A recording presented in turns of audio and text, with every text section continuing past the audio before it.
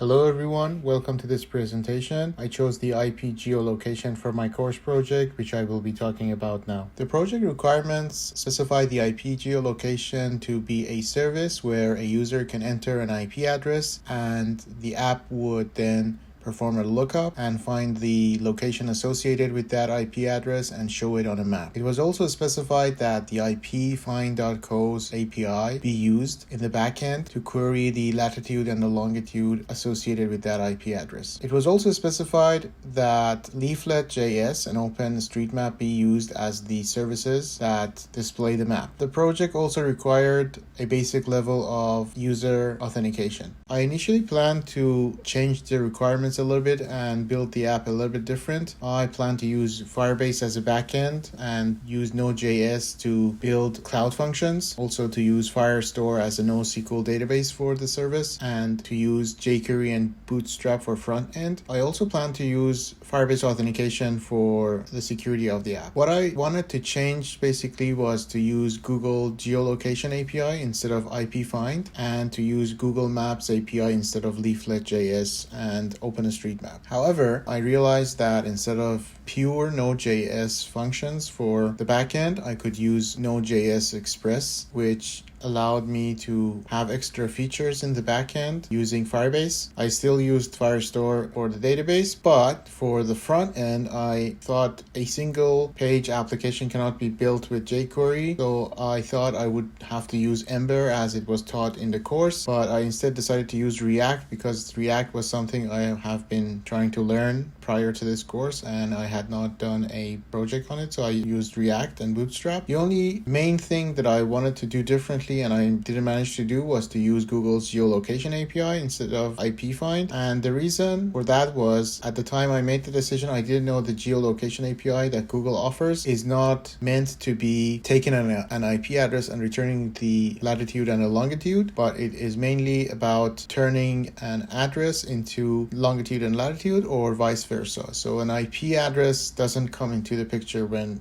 you're talking about the Google's geolocation API's features. So I instead used the default ipfind.co that was specified. I also managed to use Google Maps as planned. I instead added two extra features to the project. One is I used reCAPTCHA to add an extra layer of security, and I also added an extra button that allows the user to look up the location of the IP address from which they are accessing the website, or rather the web apps server. The following are the tools and technologies I used to build my project. First thing that I used was the Create React app toolchain, the default toolchain that comes with React and helps a lot with setting up the folder structure and the dependencies for a React project. And as a single page application, I needed a mechanism to do routing on the client side, so I used React Router, which is the most common one for this purpose. And I also used React Redux for centralized state management, and why I needed that was I could have very easily used the Firebase Authentication's front end library, but instead of that, I decided to do backend Firebase authentication and use tokens. So I had to have a mechanism to store the tokens so that with each refresh, the login information would be lost. And I thought that would be solved by React Redux, but essentially React Redux helped me synchronize data between React components, but it wouldn't persist the data. So then I had to use Redux Persist for state persistence, which essentially, as far as my research tells me, Redux Persist saves React app's Redux store inside the browser's local store. I also use Bootstrap for styling.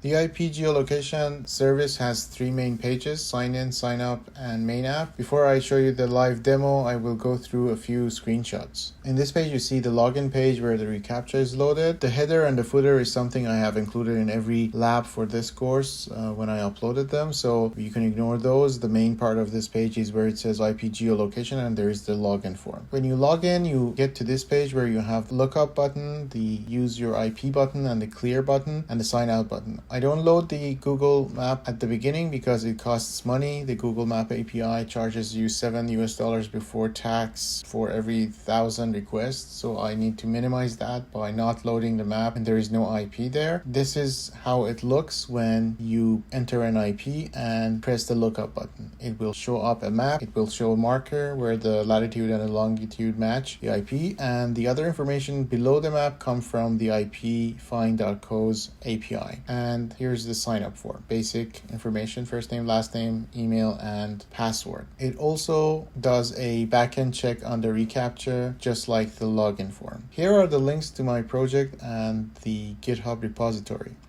Now I will show you a live demo of the app, and then we will come back to the slides for me to show the resources that I use to learn how to do this in React. Okay, I'm going to use the bookmark to open up the project.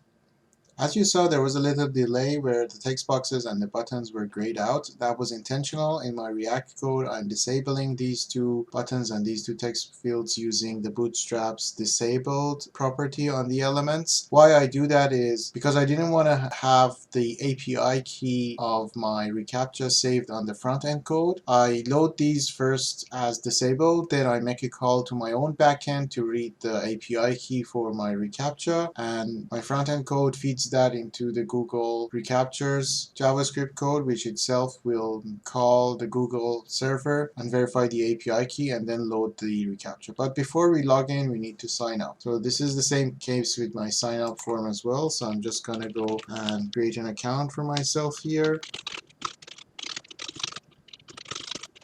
So as you see, my React app, I have programming so that it detects that the passwords don't match. So I'm going to enter my passwords again.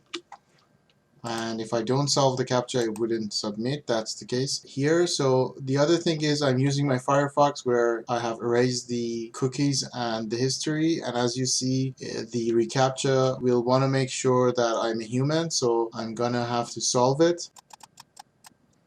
Now, as you see, I'm automatically signed in when I create an account. I'm going to hit a refresh button here, and as you see, the local storage will keep the Firebase authentication token. I'm just going to sign out to show you that my sign-in form also works. So I'm just going to enter my username and password that I just created.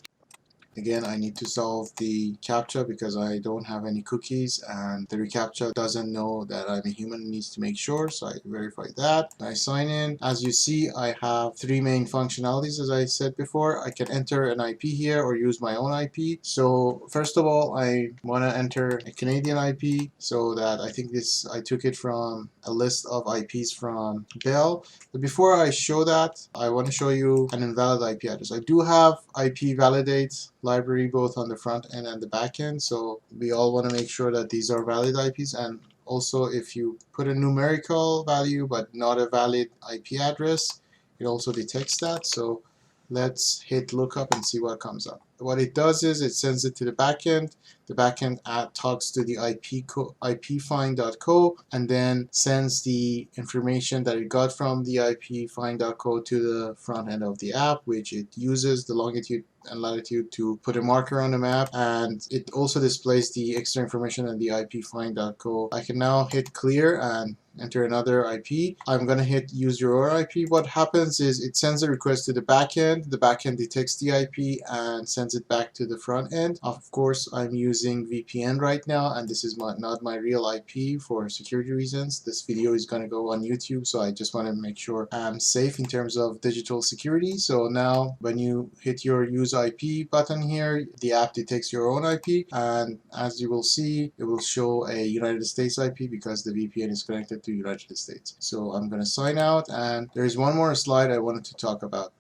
I had tried to learn React prior to this course, but I had never gotten around to completing a project with it. So now this project in this course allowed me to refresh my understanding of React and try to solidify it going back to these courses and resources that I had. The Neil Cummings course on Udemy is 20 plus hours and goes into depth and is a real good reference to have when you're building React or Redux projects with Firebase and Firestore. But I would say the complete React tutorial by Sean Pelling or the Net Ninja channel on YouTube is awesome. It's an awesome 4.5 hour playlist which covers a lot, and that was what I primarily used for this project in order to understand Redux. A full stack React and Firebase tutorial series by the Classed channel on YouTube by Ahmed Haju is a 12 plus hour tutorial series. It's a playlist which was also featured on Free Code Camp. It also really helps understanding how to use React and Redux for front end using Firebase as a backend. I also used the Pro React 16 book by Adam Freeman, which really helped me to use React with Bootstrap for front-end development, which is a little bit easier than the Formic library that Neil Cummings teaches on Udemy. I hope it helps you as well. Thank you for your time and have a great night.